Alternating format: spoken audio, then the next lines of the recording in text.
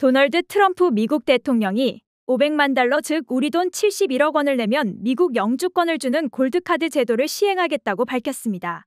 트럼프 대통령은 백악관 집무실에서 행정명령에 서명한 뒤 2주 정도 후에 골드카드를 판매할 예정인데 그 가격이 500만 달러라고 밝혔습니다. We're going to be selling a gold card. You have a green card. This is a gold card. We're going to be putting a price on that card of about $5 million, and that's going to give you green card privileges plus.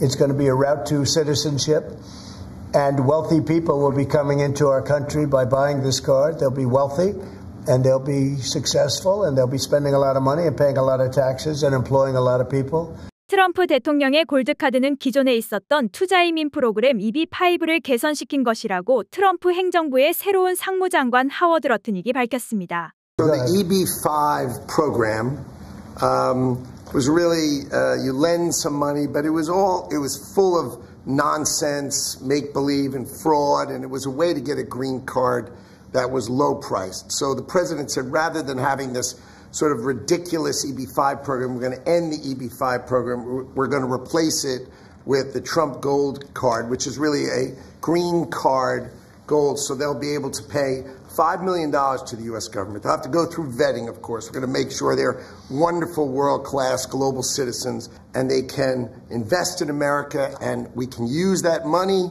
to reduce our deficit.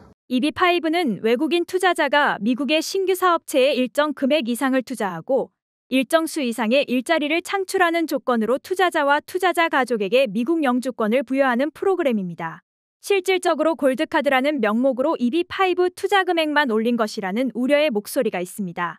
트럼프 골드카드는 마가 정책의 일환으로 돈 많은 투자 이민자를 골라받겠다는 의도로 해석됩니다. 마가는 Make America Great Again의 약자로 트럼프 대통령의 선거 캠페인 구호였으며 Make America Great Again.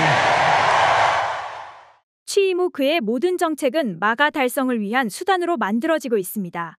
트럼프 대통령의 마가는 잘 사는 미국과 건강한 사회 그리고 작고 강한 정부를 만들겠다는 것이며 트럼프 대통령이 취임 후 행정명령에 사인한 정책들은 이러한 목표를 빠르게 달성하기 위한 것들입니다. 지오스토리는 트럼프 행정부의 정책과 전략을 분석하는 트럼프의 칼이라는 시리즈를 방송하고 있는데 제1부에서는 그가 만들고 싶은 미국의 모습 마가가 무엇인지 자세히 다루고 있습니다.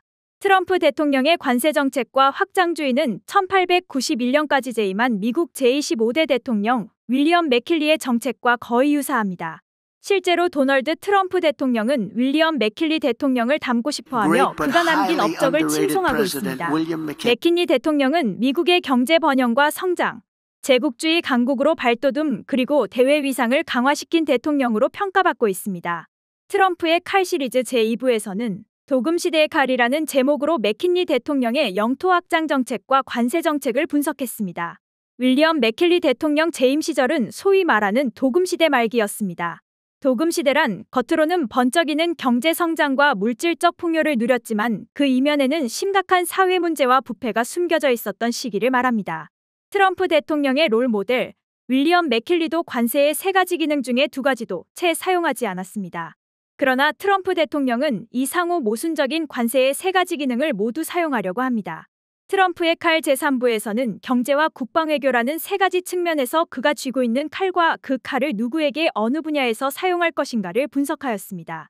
제3부의 주제는 트럼프 대통령이 쥐고 있는 패를 의미하는 패라는 제목으로 정했습니다. 제3부에서는 트럼프 대통령이 상대하는 국가를 적국과 우방으로 나누고 관세 정책과 관련해서는 산업 분야를 기반 산업과 연관 효과가 높은 산업, 미래 산업 그리고 소비재와 산업재로 구분하여 어떻게 적용할 것인지를 예측해봤습니다. 그리고 현재까지 트럼프 대통령의 관세 정책에 대한 중국의 대응도 분석했습니다.